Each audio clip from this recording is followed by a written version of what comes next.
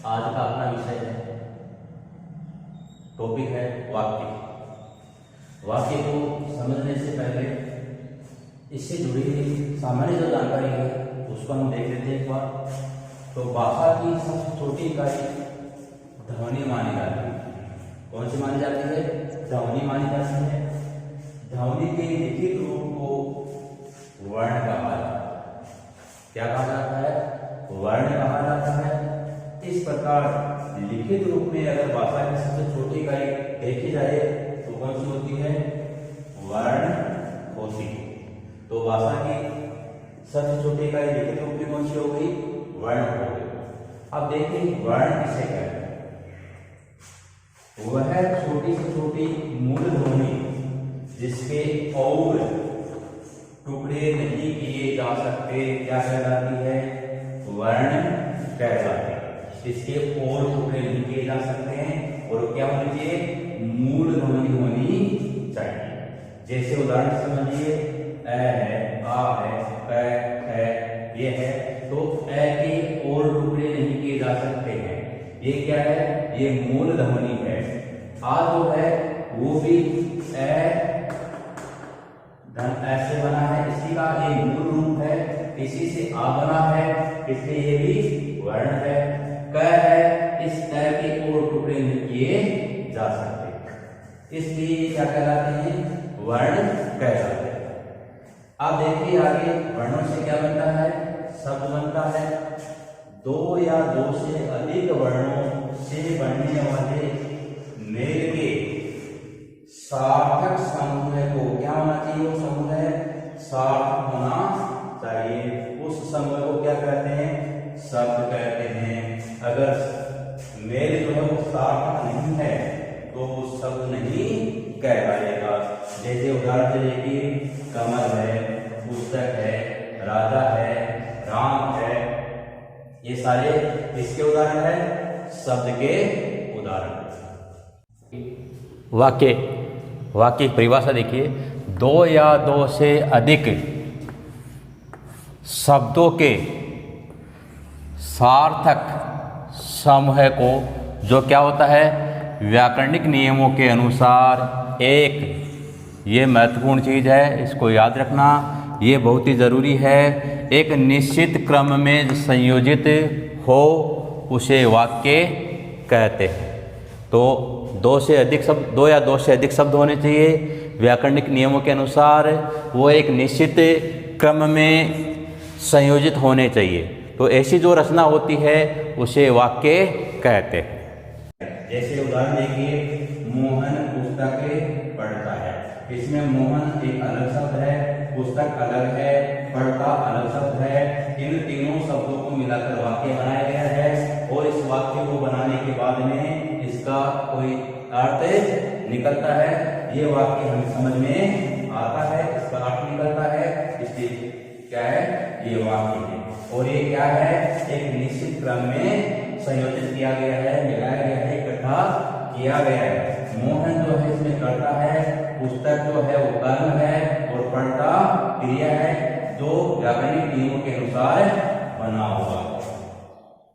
अब आगे है वाक्य के भेद और प्रकार। पढ़ने से पहले जो वाक्य के जो अंग है उनको देख लेते हैं। ये इंपॉर्टेंट है कंपटीशन के एग्जाम में, यहाँ से भी क्वेश्चन पूछा जाता है कि वाक्य के कितने अंग होते हैं। तो वाक्य के दो अंग होते हैं, एक होता है उद्देश्य और एक होता है विधेय। तो देखिए उद्देश्य किसे कहते हैं? वाक्य में जिसके बारे में बताया जाता है, वाक्य में जिसकी बात की जाती है उसे वाक्य का उद्देश्य कहते हैं। और सामान्य देखा जाए तो वाक्य का जो उद्देश्य होता है वही क्या होता है? कर्ता होता है। या इसको इस प्रकार से भी कह सकते हैं कि जो वाक्य का कर्ता होता है वही क्या कहलाता है? उद्देश्य कहलाता है। जैसे मोहन पुस्तक पढ़ता है, इस वाक्य में किसके बारे में बताया जा रहा है? मोहन के बारे में बताया जा रहा है। तो मोहन क्या हुआ? उद्देश्य हुआ। और वाक्य का मोह क्या है? कर्ता भी है। तो इस प्रकार सामान्य तौर पर दो वाक्य का कर्ता होता है, वही वाक्य का उद्देश्य कहलाता है। अब देखिए वाक्य का दूसरा जो अंग है विधेय। वाक्य में उद्देश्य यानी जो कर्ता होता है उस कर्ता के बारे में जो बात कही जाती है, जो कुछ कहा जाता है, उसे क्या कहते हैं? विधेय कहते हैं। और सामान्यतः वाक्य की जो क्रिया होती है वही क्या कहलाती है? विधेय कहलाती है। उदाहरण से समझिए, मोहन पुस्तक पढ़ता है। इस वाक्य में मोहन क्या है? मोहन उद्देश्य है। वाक्य का कर्ता है और वाक्य का जो कर्ता होता है वो भी उद्देश्य होता है। अब इस वाक्य में मोहन के बारे में क्या बताया जा रहा है? कि वो पुस्तक पढ़ता है, ये मोहन के बारे में बताया जा रहा है। तो उद्देश्य के बारे में वाक्य में जो बात बताई जाती है, कही जाती है, वह वाक्य का क्या कहलाती है? विधेय कहलाती है। तो पुस्तक पढ़ता है, ये वाक्य का विधेय हो गया। मोहन इसमें उद्देश्य है। तो वाक्य के दो अंग होते हैं, एक तो उद्देश्य और एक विधेय। अब है वाक्य के भेद या प्रकार। रचना के आधार पर महत्वपूर्ण दो वाक्य के भेद पूछे जाते हैं, वो रचना के आधार पर ही पूछे जाते हैं। तो रचना के आधार पर वाक्य के 3 भेद होते हैं। कितने भेद होते हैं? 3 भेद होते हैं। पहला है साधारण वाक्य, ऐसे सरल वाक्य भी कहते हैं। दूसरा है मिश्र या मिश्रित वाक्य और तीसरा है संयुक्त वाक्य।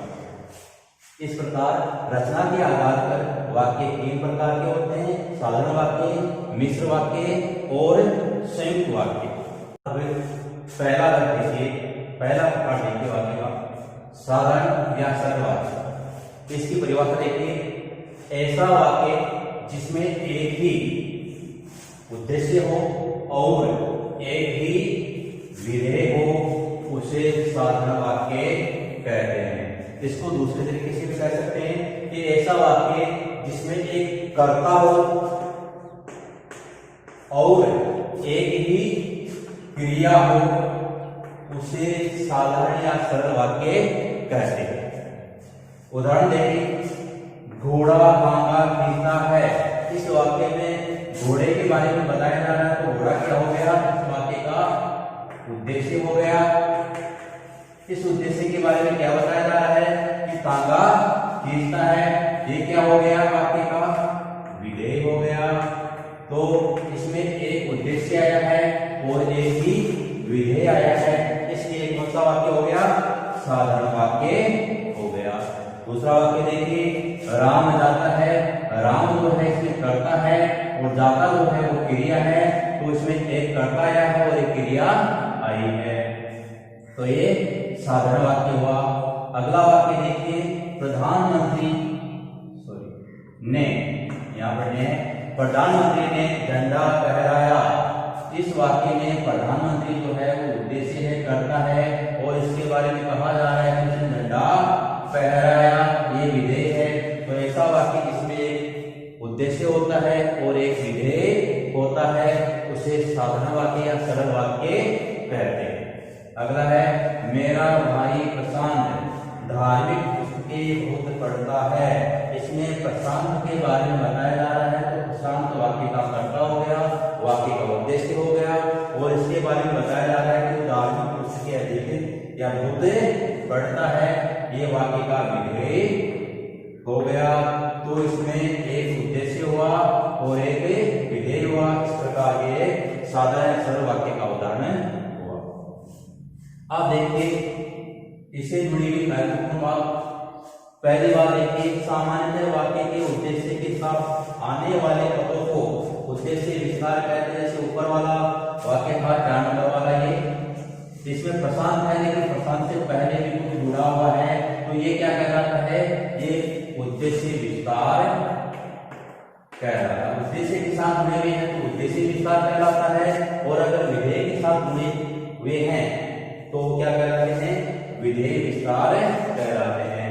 जैसे इसमें पढ़ता क्रिया है, लेकिन धार्मिक पुस्तकें बहुत, ये जो है ये विधेय के साथ जुड़े हुए हैं, इसलिए विधेय विस्तार कहलाते हैं। एक उदाहरण से और समझिए इसको। सुंदर भारत का सपना देखने वाले नेता नेता अब ढूंढे नहीं मिलते हैं। इसमें नेता जो है वो वाक्य का उद्देश्य है और मिलते हैं ये क्रिया है, ये विधेय है। तो भारत का सपना देखने वाले ये जो है ये क्या कहलाते हैं, उद्देश्य विस्तार कहलाते हैं। और इधर अब ढूंढे नहीं मिले ये विधेय विस्तार कहलाते हैं, क्योंकि इधर वाले जो है वो उद्देश्य के साथ जुड़े हुए हैं और इधर वाले जो है वो विधेय के साथ जुड़े हुए हैं। इसलिए इधर वाले जो उद्देश्य के साथ जुड़े हुए हैं उनको उद्देश्य विस्तार कहते हैं और जो विधेय के साथ जुड़े हुए होते हैं उनको विधेय विस्तार कहा जाता है। दूसरा बिंदु देखिए, इसमें कभी कभी साधारण वाक्य में उद्देश्य जो होते हैं वो एक से अधिक हो सकते हैं, यानी 2 भी हो सकते हैं, 3 भी हो सकते हैं, 4 भी हो सकते हैं। लेकिन याद रखने वाली जो बात है, इंपॉर्टेंट बात जो है वो ये है कि विधेय जो है वो क्या होना चाहिए, एक ही होना चाहिए। अगर वाक्य में एक से ज्यादा विधेय आते हैं तो वो साधारण वाक्य का उदाहरण नहीं होगा, सरल वाक्य का उदाहरण नहीं होगा। उद्देश्य कितने भी आ सकते हैं लेकिन विधेय जो है वो एक ही आना चाहिए। उदाहरण देखिए, राम, श्याम, मोहन और राधा, ये चारों क्या है, उद्देश्य है। इसमें 4 उद्देश्य आ गए हैं, लेकिन विधेय जो है वो एक ही है। इस वजह से इसका साधारण सरल वाक्य का उदाहरण हो गया। अगर इसकी जगह ये हो जाता राम और श्याम बाजार गए और मोहन व राधा खेलने गए,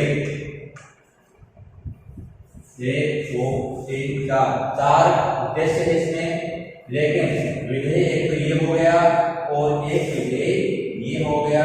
इस वजह से इसमें 2 विधेय आए हैं, इसलिए सरल वाक्य का उदाहरण साधारण वाक्य का उदाहरण नहीं है। साधारण वाक्य का उदाहरण वही होगा जिसमें उद्देश्य एक उद्देश्य आए, एक से अधिक भी हो सकते हैं, लेकिन विधेय जो है वो एक ही होगा।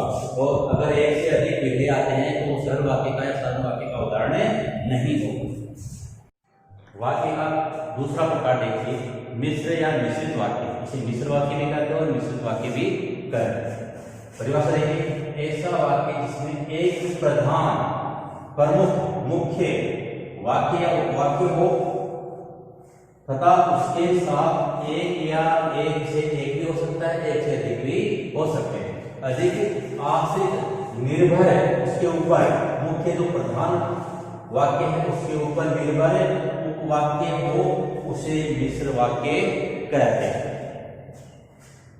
नोट देखिए, इसमें महत्वपूर्ण बात है, मिश्र वाक्य में प्रधान वाक्य और उसके ऊपर आश्रित जो उपवाक्य है उनको जोड़ने का काम जो है वो समुच्चय बोधक अवयव करते हैं।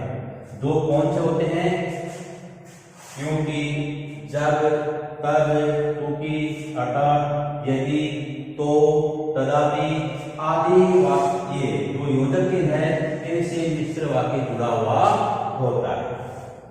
उदाहरण देखिए, मैं देखता हूं कि तुम मेहनत नहीं करते हो, ये मिश्र वाक्य का उदाहरण है।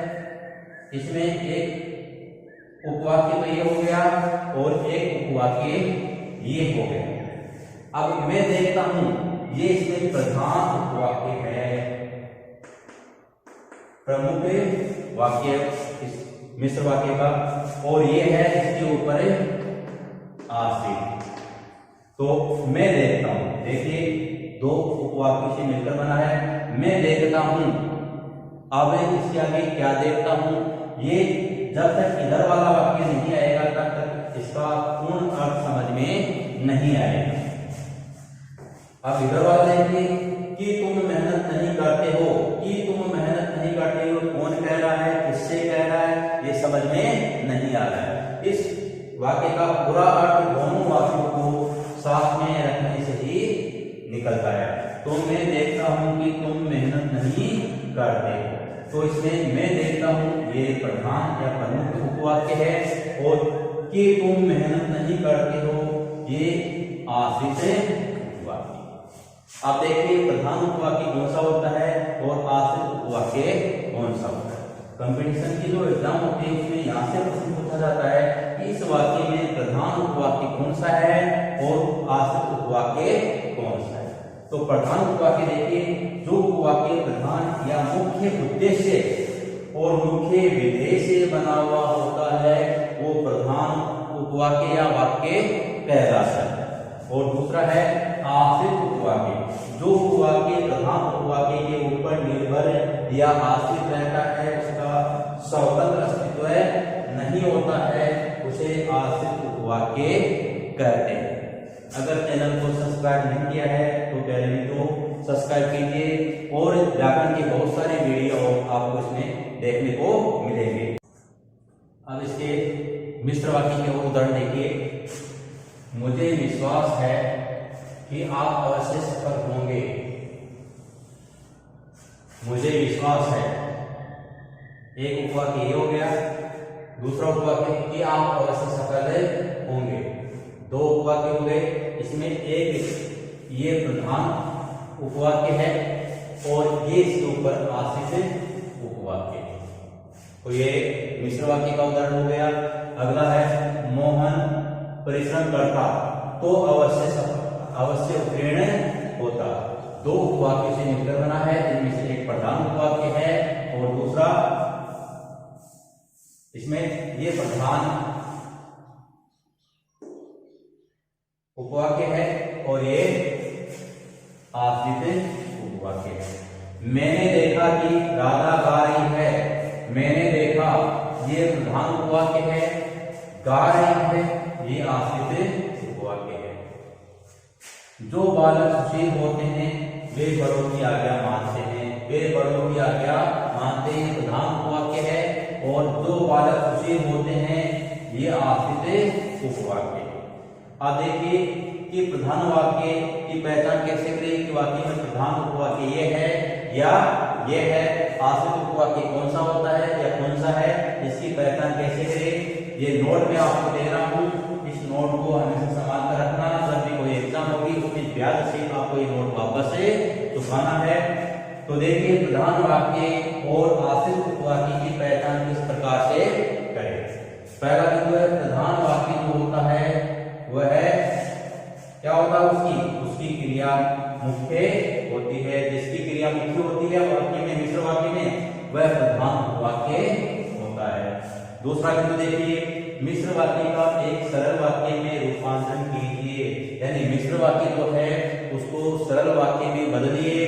बदलने पर क्रिया वाक्य के अंत में बनी रहेगी। बदलने मिश्र वाक्य को सरल वाक्य में जब बदलते हैं तो जो क्रिया वाक्य में मिश्र वाक्य में जैसी आई है वैसे ही सरल वाक्य में आती है, तो वह क्रिया वाला जो उपवाक्य है वो प्रधान उपवाक्य होगा। और वाक्य की में जो क्रिया बदल जाती है, अपना रूप बदल देती है, वह आश्रित उपवाक्य होगा। इसको उदाहरण से समझिए। उदाहरण है राम परिश्रम करता तो अवश्य सफल होता। ये किसका उदाहरण है, ये मिश्र वाक्य का उदाहरण है। इसको सरल वाक्य में बदल दें, राम परिश्रम करने पर अवश्य सफल होता। ये ऊपर वाला मिश्र वाक्य है, इस मिश्र वाक्य को सरल वाक्य में बदला है, तो जो क्रिया पहले की तरह वैसी की वैसी सरल वाक्य में आई है उसमें कोई बदलाव नहीं आया है, वह वाक्य प्रधान उपवाक्य होगा। और जो क्रिया बदल रही है वो आश्रित उपवाक्य होगी। तो देखिए इसमें राम परिश्रम करता तो राम परिश्रम करने पर कर्ता की जगह क्या हो गया, करने हो गया। तो इस क्रिया में क्या हो गया, परिवर्तन हो गया। तो ये वाक्य जो है वो क्या हो गया,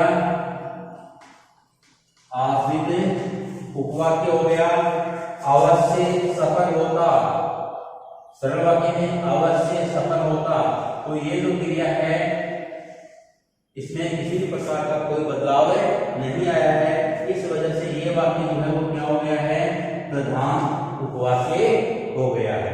इस प्रकार से आप प्रधान वाक्य और आश्रित उपवाक्य की पहचान कर सकते हैं। तीसरा भेद या प्रकार के वाक्य का संयुक्त वाक्य।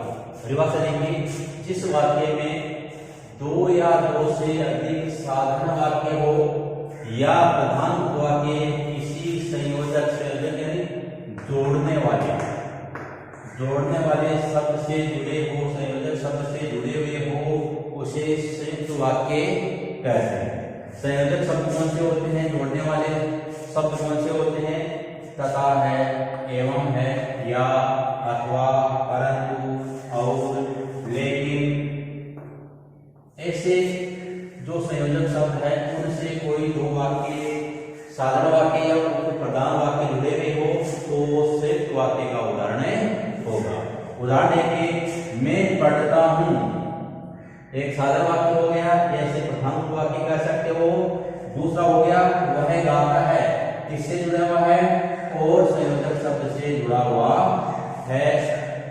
दो साधारण वाक्य है और दोनों साधारण वाक्य किससे जुड़े हुए हैं, और से जुड़े हुए, संयोजक से जुड़े हुए हैं, तो ये संयुक्त वाक्य का उदाहरण हो गया। अगला देखिए, कपिल की खेल में रुचि नहीं है, किंतु से जुड़ा हुआ है, पढ़ाई में उसकी बड़ी दिलचस्पी है। दो प्रधान वाक्य हो गए या साधारण वाक्य हो गए, दोनों किंतु संयोजक से जुड़े हुए हैं, इसलिए संयुक्त वाक्य का उदाहरण हो गया। अगला देखिए, कोई नेता आ रहा है या कोई मंत्री आ रहा है, दोनों स्वतंत्र वाक्य है। दोनों स्वतंत्र वाक्य या से जुड़े हुए हैं, संयोजक से जुड़े हुए हैं, तो संयुक्त वाक्य हो गया। अगला है, सूर्योदय हुआ, यानी स्वतंत्र वाक्य है, सूर्योदय हुआ, समझ में आ गया, स्वतंत्र है, और हम अपने कार्य में लगे, दोनों और से जुड़े हुए हैं, इसलिए संयुक्त वाक्य हुआ। अब इसमें एक बात और देखिए, सरल वाक्य जो है उसमें भी और से जुड़े हुए थे, लेकिन उसमें वो क्या जुड़े हुए थे, उद्देश्य आपस में जुड़े हुए थे, कर्ता आपस में जुड़े हुए थे। और संयुक्त वाक्य में क्या जुड़े हुए होते हैं, वाक्य आपस में जुड़े हुए होते हैं, इसलिए और जो है वो अगर दो वाक्यों के बीच में आता है, दो वाक्यों को जोड़ता है, तो संयुक्त वाक्य का उदाहरण हो गया। और अगर ये और जो है वह कर्ता या उद्देश्य को आपस में जोड़ता है, तो सरल वाक्य हो गया। धन्यवाद दोस्तों, आज का वीडियो आपको कैसा लगा, लाइक, शेयर और सब्सक्राइब कीजिए, जिससे हमारे हिंदी क्लासेस के जो और वीडियो, व्याकरण की वीडियो है वो आपको मिलते रहे। तो सब्सक्राइब करना न भूलें। धन्यवाद।